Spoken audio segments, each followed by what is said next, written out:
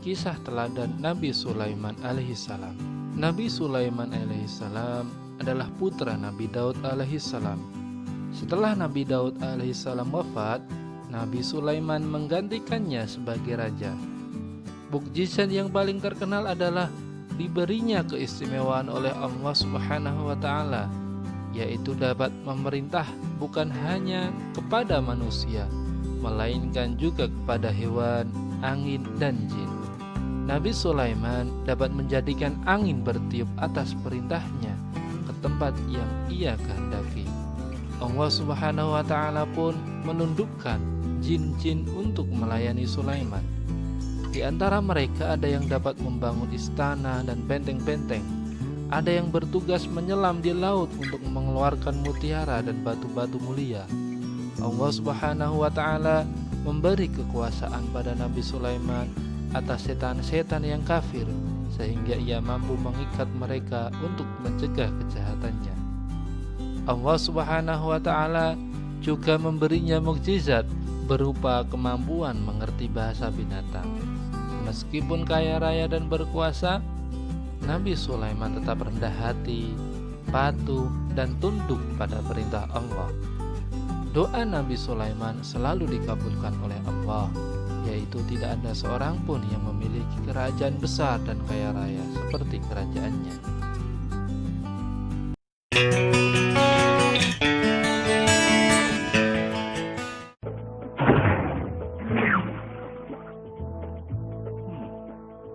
Bagaimana kabar kalian? Baik, Baginda. Ada yang ingin kalian sampaikan? Ada, Baginda. Kemarin saya melewati sebuah kota dan mendengar penduduk berbincang-bincang. Mereka sangat ingin bertemu dengan Baginda. Tapi karena istana Baginda cukup jauh, mereka mengurungkan niatnya untuk bertemu dengan Baginda.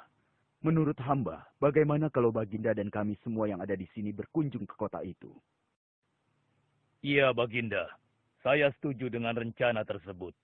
Ya, kami juga setuju, Baginda. Menurut hamba, itu rencana yang bagus, Baginda. Baiklah, kalau begitu siapkan pasukan dan semua yang diperlukan dalam perjalanan. Kita akan berangkat sekarang. Baik, Baginda. Hamba segera siapkan.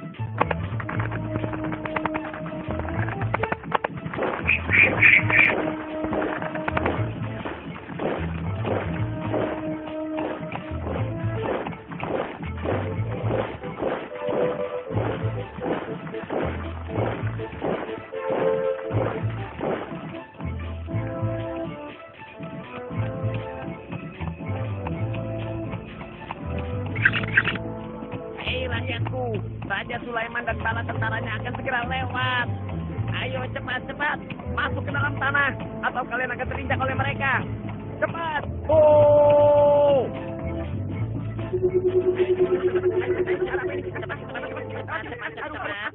Ada apa ya? Apa ini? Aku tidak tahu. Kita tunggu saja. Ayo cepat-cepat. Cepat-cepat. Ayo percepat langkah kalian. Cepat. Sulaiman dan bala tentaranya sampai. Ayo cepat. Ayo cepat. Wahai para semut, jangan terburu-buru. Kami akan menunggu sampai kalian semua sudah masuk ke dalam tanah. Terima kasih yang mulia. Semoga Allah melindungimu.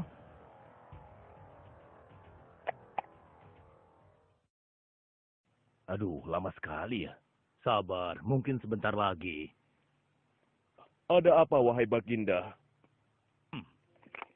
Wahai semua pengikutku, di depan kita ada serombongan semut yang sedang melintas. Aku mendengar percakapan mereka yang sangat ketakutan akan terinjak oleh kita. Karena itulah, kita berhenti sejenak di sini.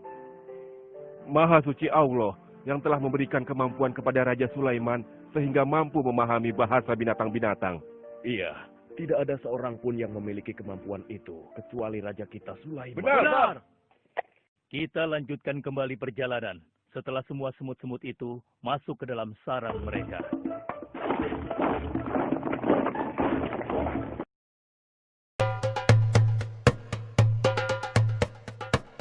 Ratu negeri Saba yang bernama Balkis sangat terkejut menerima surat dari Nabi Sulaiman. Ia kemudian membuka dan membaca surat itu yang berbunyi, "Dengan nama Allah yang Maha Pengasih lagi Maha Penyayang, surat ini adalah dariku, Sulaiman. Janganlah kamu bersikap sombong dan menganggap dirimu lebih tinggi daripadaku. Datanglah sekalian kepadaku berserah diri." Begitulah pembukaan dari surat tersebut. Setelah membaca surat itu, Ratu Balkis segera mengumpulkan para penasehat kerajaannya. Para penasehat cenderung menolak ajakan Nabi Sulaiman.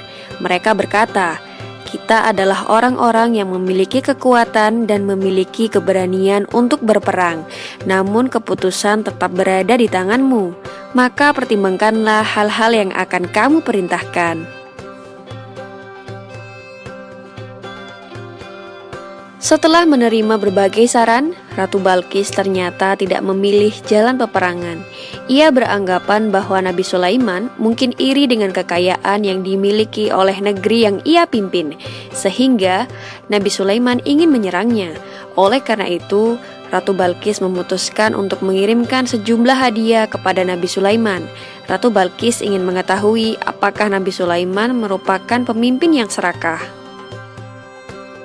Para penasehat kerajaan menyetujui keputusan Ratu Balkis.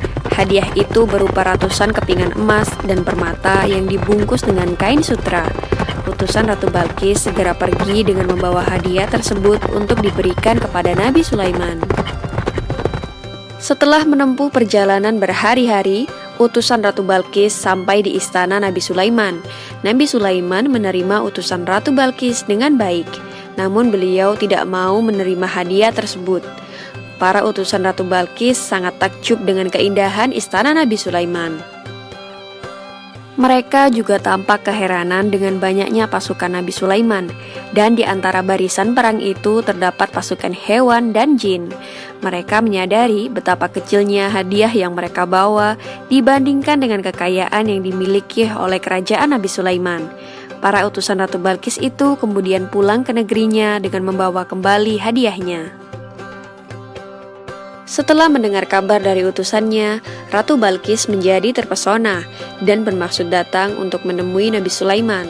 Ratu Balkis memutuskan untuk melihat sendiri kerajaan Nabi Sulaiman. Ia dan beberapa pengawalnya kemudian mempersiapkan diri untuk berangkat menuju ke istana Nabi Sulaiman. Mendengar kabar bahwa Ratu Balkis sedang menuju istananya, Nabi Sulaiman segera mempersiapkan penyambutan kepada Ratu Balkis.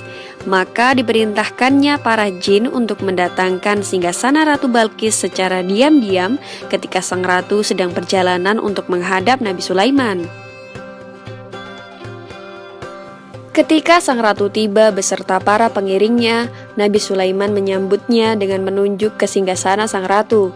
Nabi Sulaiman berkata, "Seperti inikah singgasanamu?" Ratu Balkis merasa heran dan bertanya-tanya dalam hatinya, bagaimana mungkin singgasananya bisa berada di istana Nabi Sulaiman, padahal ia yakin bahwa singgasana itu berada di istananya ketika ia pergi meninggalkan negerinya. Di tengah keheranan tersebut, Ratu Balkis diantar masuk ke dalam sebuah ruangan yang sengaja dibangun untuk menyambutnya. Lantai dan dinding-dindingnya terbuat dari kaca bening dan berkilau. Ratu Balkis mengira bahwa ia sedang berada di atas sebuah kolam air, dan ia segera mengangkat kain bajunya agar tidak basah. Nabi Sulaiman berkata kepadanya, "Jangan takut, engkau tidak sedang berada di atas kolam air. Apa yang kau lihat itu adalah kaca-kaca bening yang menjadi lantai dan dinding ruangan itu." Ratu Balkis tersipu malu.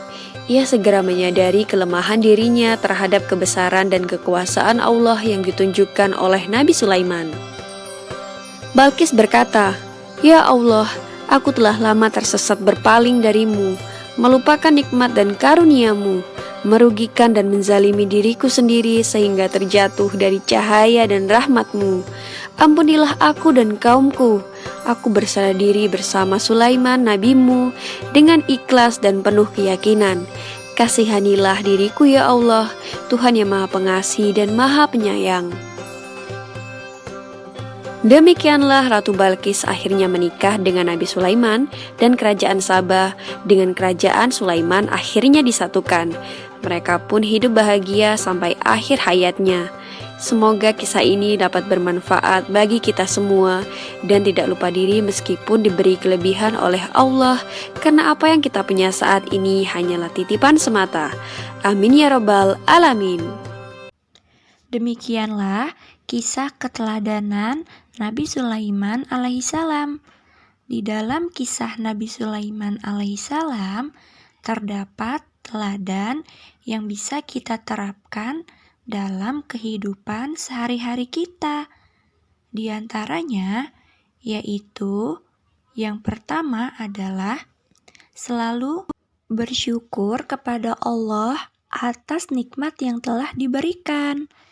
Yang kedua yaitu rajin belajar agar menjadi anak yang pandai seperti Nabi Sulaiman alaihissalam. Yang ketiga yaitu bersikap baik kepada setiap makhluk Allah Subhanahu wa Ta'ala.